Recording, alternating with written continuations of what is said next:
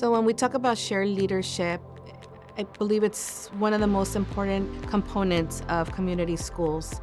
It was important to make sure that the voices of the families and the students were at the forefront.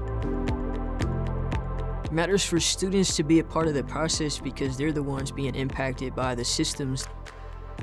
The beautiful thing about this structure that we've created is that students are equal partners in this work. Student voice is very important because when students feel heard, they actually want to go to school. Shared leadership matters because nothing is going to change until we start asking families and students, what do you need? What would work best for you? And it takes our families trusting that we want their partnership, and then it's not transactional.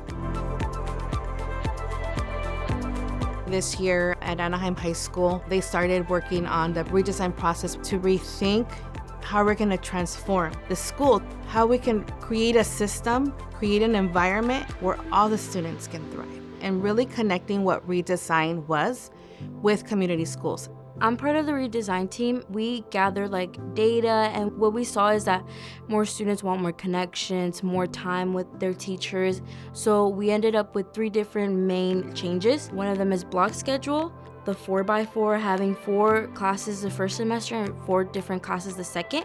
We were also thinking in cross-curriculars where you would have English and science combined or things like that. And our last one was homeroom to connect more with those teachers and have someone you can rely on. So the importance of a community school is not just the resources, but also the relationships built with that. A lot of students are going to school looking for those relationships, looking for that guidance. It's just a hand-in-hand process. Students can provide that input and provide that voice, but admin and staff definitely have the power to put it into action. Student voice really does carry a big weight. I think in order to bring in parents and students as authentic partners, it really takes time.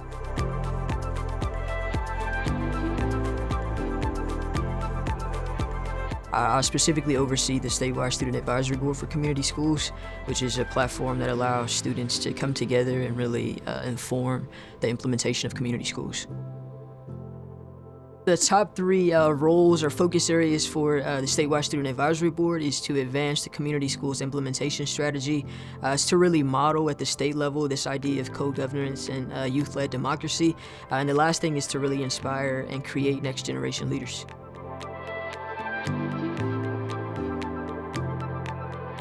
Mental health is a big issue in our community, and throughout many communities.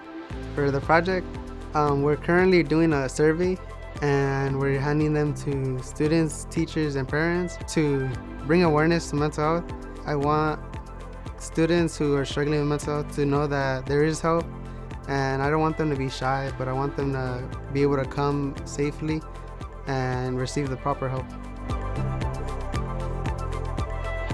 I feel like a lot of people my age, teenagers, Gen Z in general, feels like we're the most connected that any generation has ever been. But at the same time, it feels like we have a lot less power than people used to.